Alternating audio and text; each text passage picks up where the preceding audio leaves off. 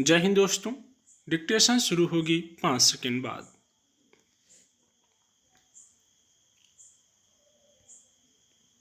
जनतंत्र में लोक सेवकों की जिम्मेदारी सबसे अहम मानी जाती है, इसलिए कि यही विधायिका के निर्णयों को क्रियान्वित करते योजनाओं को उनके लक्ष्य तक पहुंचाने में मदद और सार्वजनिक धन का समुचित उपयोग सुनिश्चित करते हैं।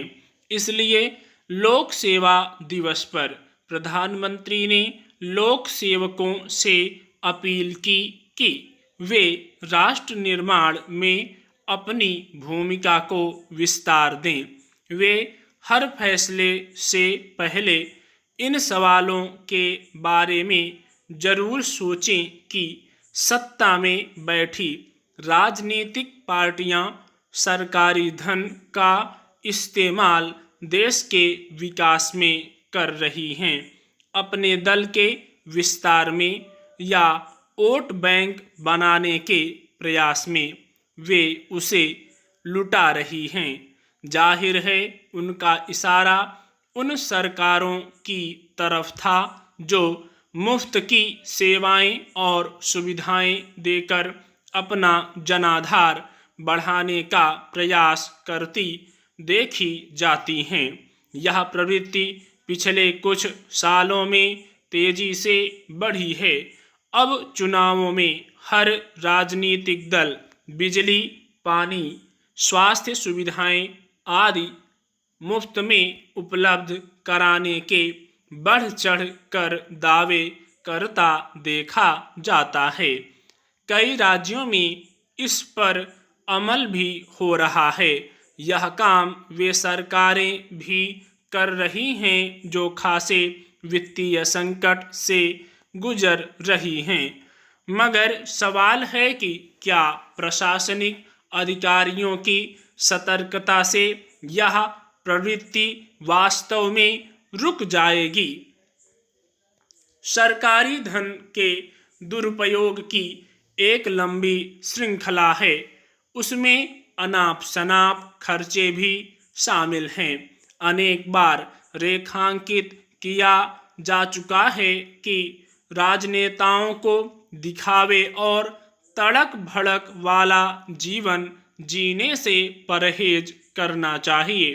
उन्हें अपने खर्चों को सीमित करने पर ध्यान देना चाहिए, मगर चुनाव खर्च से लेकर निजी जीवन तक उनके खर्चे में कहीं भी कोई कमी नजर नहीं आती। यही बात प्रशासनिक अधिकारियों के मामले में देखी जाती है। इस तरह सरकारी खजाने का बड़ा हिस्सा जनप्रतिनिधियों और प्रशासनिक अधिकारियों की सुविधाएं जुटाने पर खर्च हो जाता है। फिर लोक लुभावन योजनाओं की घोषणा इसी मकसद से की जाती है कि लोग अगले चुनाव में भी उन्हें ही चुनकर सत्ता तक पहुंचाएंगे। हर चुनावी वर्ष में लुभावनी योजनाओं की झड़ी सी लग जाती है। इस मामले में कोई भी राजनीतिक दल पीछे नहीं है। फिर तर्क दिए जाते हैं कि जन कल्याण के लिए योजनाएं शुरू करना या पुरानी योजनाओं को विस्तार देना, उनके मद में धन का आवंटन बढ़ाना एक कल्याणकारी सरकार का दायित्व है। ऐसे में प्रशासनिक अधिकारियों के लिए सत्ता पक्ष का हाथ रोकना आसान नहीं होता। फिर सवाल लोक सेवकों यानी प्रशासनिक अधिकारियों की जवाबदेही का भी है।